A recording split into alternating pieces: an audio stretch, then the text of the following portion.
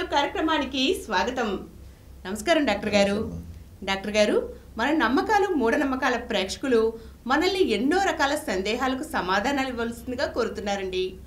అందులో ఒక క్వశ్చన్ ఇలా ఉంది డాక్టర్ గారు. దేవుళ్ళు వంశపారంపర్యంగా కూడా ఆవహిస్తారు అని నమ్ముతూ ఉంటారు, కొందరు దాన్ని పాటిస్తూ కూడా ఉంటారు. దీనిలో ఏమైనా వాస్తవం ఉందా అని అడుగుతున్నారండి. దేవుళ్ళు వంశపారంపర్యం అంటూ దేవుడు ఉంటే ఆవహించడం అనేది, దేవుళ్ళు దేవతలు లేరు. మరి ఆవహించడం అనేది ఏంటి? ఒక మానసిక జబ్బు. ఇప్పుడు స్కిజోఫ్రెనియా అని ఒక మానసిక జబ్బు ఉంది. దాంట్లో అనుమానాలు, భయాలు ఎన్నో ఉంటాయి, అపోహలు ఎన్నో ఉంటాయి. సైకోటిక్ డిజార్డర్ అంటాం, దాంట్లో ఎన్నో అనుమానాలు, భయాలు ఉంటాయి. ఈ స్కిజోఫ్రెనియా కానీ సైకోసిస్ కానీ కొంతమందికి వంశపారంపర్యంగా వస్తుంటాయి. 2% కేసుల్లో 2%, 100 మంది మానసిక వ్యాధి ఉన్న వాళ్ళు తీసుకుంటే వాళ్ళ ఫ్యామిలీలో కనీసం 2% పీపుల్కి వంశపారంపర్యంగా ఆ జబ్బు వస్తుంది. పిచ్చి ఎలా అయితే మానసిక దాన్ని పిచ్చి అన్న పిచ్చి కూడా మెంటల్ డిసీజే, మేనియా అంటాం పిచ్చి అయితే. ఆ పిచ్చి అనేదానికి మామూలుగా పిచ్చి అనేది అర్థం లేక మాట్లాడేది పిచ్చి అంటాం. పిచ్చి అనేది మామూలుగా బయటపడి పిచ్చి అంటే జుట్టు ఎందుకు వరకు పోసేసింది, దెయ్యం పట్టిన నడిచి ఇలా చేసి అంటారు, పిచ్చి కూడా ఉంటారు. అలా కాకుండా పిచ్చి వాడు బాగుతుండే కూడా పిచ్చి అంటారు. కానీ సైకాట్రీ దగ్గర మానసిక వ్యాధి దగ్గర ఒక్కొక్క రకమైన ఒక వైపరీత్యానికి ఒక్కొక్క రకం పేరు. దాన్ని సైకోటిక్ డిజార్డర్ అంటారు, స్కిజోఫ్రెనియా అంటారు, పారనాయిడ్ అంటారు. ఈ పేర్లు రకరకాల పేర్లు పెట్టుకుంటాయి, అంటే డిఫరెన్షియేట్ చేస్తారన్నమాట. అన్నింటికీ కారణం సాధారణంగా ఏమంటామంటే సైకోటిక్ డిజార్డర్. సైకోటిక్ డిజార్డర్ అంటే మానసిక తేడా అనేది, మానసిక వైపరీత్యం, దాన్ని సైకోటి. దాంట్లోనే స్కిజోఫ్రెనియా వస్తుంది, చివరికి డిప్రెషన్ ఉంటుంది, బోర్డర్ లైన్ పర్సనాలిటీస్ అంటాము, రకరకాల భ్రమలు, డెల్యూషన్స్ అంటాము. చాలా ఇవన్నీ కూడా మానసిక వైపరీత్యాలు. ఈ జబ్బులు 2% కేసెస్ వంశపారంపర్యం. అంచేత ఒక ఫ్యామిలీలో ఒక అత్తగారికో మామగారికో లేదా తల్లికో ఎవరికో వాళ్ళకి ఒక భ్రమలు భ్రాంతులు కలిగే మనిషి హాల్యూసినేషన్స్, ఇల్యూషన్ అంటాం. ఆ హాల్యూసినేషన్స్, ఇల్యూషన్ దాంట్లో దేవత ఆహరించినట్లు ఇలాంటి కలుగుతాయి భావాలని. అది అమ్మమ్మకు ఉండొచ్చు, సరే మనవరాలకు రావచ్చు. జీన్స్ ప్రకారంగా ఆ సైకాట్రిక్ డిజార్డర్ అంటే మానసిక జబ్బు వస్తుంది. అయితే అధిక సంఖ్యాకులు కాదు, ఓన్లీ 2% కేసులని వస్తుంది. తక్కిన వాళ్ళు అందరికీ రాదు. అంచేత ఒక ఇంట్లో పిచ్చి ఉంది కనుక ఇంకా ఇంట్లో పిచ్చి ఉన్న వాళ్ళని పెళ్లి చేసుకుంటే మా అబ్బాయి మన పుట్టిపోయే పిల్లలు పిచ్చి వస్తుందని మాత్రం అనుకోవద్దు.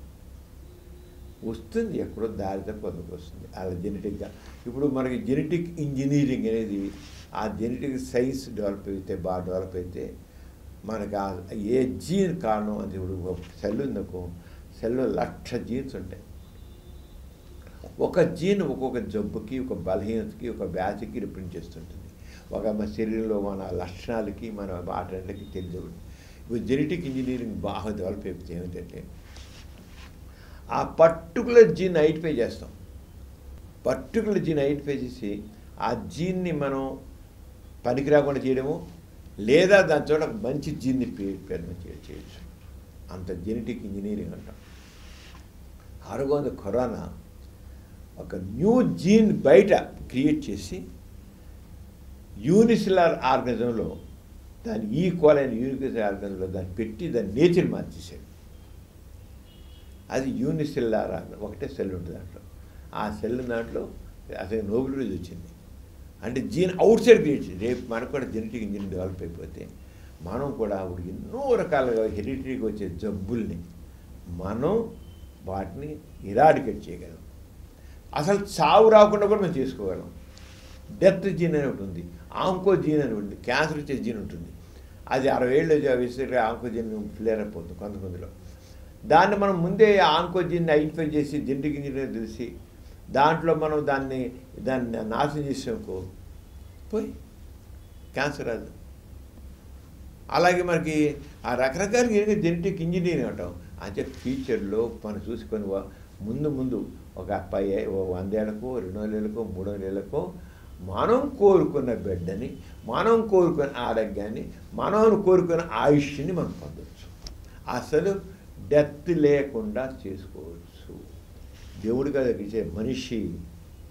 దేవుడు అన్నవాడు లేడు, అసలు మనిషి చేస్తున్నాడు. ఈ అజ్ఞానం వల్ల ఎంతకాలం మనం సైన్స్ ఎందుకు అనుకోకపోయామంటే పనికిరాని ఆ దేవుడిని ఊహించుకుంటూ వాడు చేసి సర్వం దైవాధీనం అనుకుంటూ అంతా దైవేచ్ఛ అనుకుంటూ మనం అంతా ఈ సైన్స్ డెవలప్మెంట్ మనం అడ్డుకున్నాం. ఈ అర్థం లేని ఆ సనాతన ఆ భావాలను మనలో పెట్టుకుని, పనికిరాని భావాలను మనలో పెట్టుకుని మౌఢ్యంలో ఉంటూ మన సైన్స్ ప్రగతిని మనం అడ్డుకున్నట్టు. ఇప్పుడుగా ఈ ధార్మిక బోధలే ఈ ప్రవచనాలు పక్కన పారేసేసి మన హ్యూమన్ ఎఫర్ట్ పెట్టుకుని మన జెనెటిక్ ఇంజనీరింగ్ పెద్ద రివల్యూషన్ తీసుకొస్తుంది. హ్యూమన్ దీంట్లో ఇంటలెక్చువల్స్ తయారు చేస్తుంది. ఇప్పుడు మనకు ఆర్టిఫిషియల్ ఇంటెలిజెన్స్ వచ్చింది. ఆర్టిఫిషియల్ ఇంటెలిజెన్స్ ఎంత అడ్వాన్స్ అయిపోతుంది కా, అసలు ఎంత సైన్స్ డెవలప్మెంట్. ఆర్టిఫిషియల్లో ఏజీ హై అని వచ్చింది, ఆర్టిఫిషియల్ జనరల్ ఇంటెలిజెన్స్ అని. అసలు మనిషి యొక్క మేధస్సుని అది ముందే రోబోట్ గుర్తించేసి అది ముందే చెప్పేస్తుంది, నీకు అలాగా నీ మనసు నువ్వు అలా ఆలోచిస్తావు తప్పు, లేదా ఇలా చేయి ఇలా బాగుంటుంది అని, నువ్వు ఈ రంగా చేస్తే బాగుంటుంది అతను ఆలోచించాలని పసిగట్టి చెప్పేసి ఏజీ అని వస్తుంది. ఏంటంటావు? అది దేవుడు చేస్తున్నాడా? మనిషి చేస్తున్నాడు అంతే. అలాగే ఈ రకంగా మనకు ఆ పిచ్చి అనేదాన్ని కూడా వంశపారంపరంగా వస్తుంది అనేది అందరికీ కాదు. అలాగే దేవత ఆదిస్తారు అనేది కరెక్ట్ కాదు. అదొక పిచ్చి లక్షణం.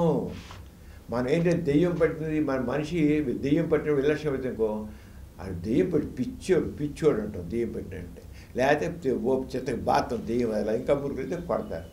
కానీ అదే దేవత ఆహ్వానించారనుకో పూజలు చేస్తారు, పునస్కారం హారతలు ఇస్తారు, కొబ్బరికాయలు కొడతారు, అన్నీ చేస్తారు. రెండు ఒకటే, దెయ్యం పట్టినా ఒకటే, పిచ్చిగా వాగినా ఒకటే, దేవత ఆహ్వానించారు అన్నిటికీ ఒకటే బడు అన్న పిచ్చి. దాన్ని సైకోటిక్ డిజార్డర్ అంటాం. అన్నిటికీ మనం ఒకటే, సైకోటిక్ డిజార్డర్. మనసులో ఆ రకంగా ఆ మనసు అంతా ఆ రకంగా మనలో ఉన్న హార్మోన్స్ న్యూరో ట్రాన్స్మిటర్స్ అంటాం, అవన్నీ డిస్టర్బ్ అయిపోయి ఆ రకంగా మనిషి విలక్షణంగా ప్రవర్తిస్తాడు. ఎందుకని మన బ్రెయిన్లో ఉండే న్యూరో ట్రాన్స్మిటర్స్, ఆ ఎంజైమ్స్, హార్మోన్స్ ఇవన్నీ కూడా మన ఆలోచనల్ని మన చేతల్ని కంట్రోల్ చేస్తాయి. వాటిని అంచేత వంశపారంపర్యంగా దేవతలు ఆవిస్తారు, దేవుళ్ళు వస్తారు, పోయివన్నీ వస్తాయనేది అది జబ్బు తప్ప దేవత అనేది లేదు, ఏమీ లేదు. అది జబ్బు అయితే చెప్పాక 2% సైకోటిక్ డిజార్డర్స్ మాత్రం వంశపారంపర్యంగా వస్తాయి. అంచేత జెనెటిక్ ఇంజనీరింగ్ అడ్వాన్స్ అయితే అది కూడా రాకుండా చేస్తాం. ఇదంతా మనిషి చేయగలడు, మనిషి చేస్తాడు, మనిషే మూలం. దేవుళ్ళు దేవతలు ఆవహించడమో దెయ్యం పట్టడమో అనేది లేదని తెలుసుకున్నాం కదండి. మరి ఇటువంటి భ్రమలు భ్రాంతులు కలిగినప్పుడు కాస్త మానసిక వైద్యుల వద్దకు వెళ్ళి చూపించుకుంటే మన సమస్యలు తొలగిపోతాయి. ఇందులో ఎటువంటి అనర్థమూ లేదు. మానసిక వైద్యులను కలవడం, తగిన మందులు వాడుకోవడం ఎంతైనా అవసరం. తెలుసుకున్నారుగా. ఇటువంటి విజ్ఞానదాయకమైన కార్యక్రమాల కోసం మా సమరం ప్రగతి ఛానల్ను తప్పక వీక్షించండి. ఈ కార్యక్రమం మీకు ఎంతో నచ్చింది కదా. ఇటువంటి మరిన్ని వీడియోల కోసం అనతి కాలంలోనే 20 కోట్ల వ్యూస్ సాధించిన సమరం ఛానల్ సమర్పించు పాజిటివ్ ఎథియిజం తెలుగు ఛానల్కు సబ్స్క్రైబ్ చేయండి, లైక్ చేయండి, మీ ఫ్రెండ్స్కి షేర్ చేయండి. అలాగే ప్రక్కనున్న గంట సింబల్ని ప్రెస్ చేయడం మర్చిపోకండి.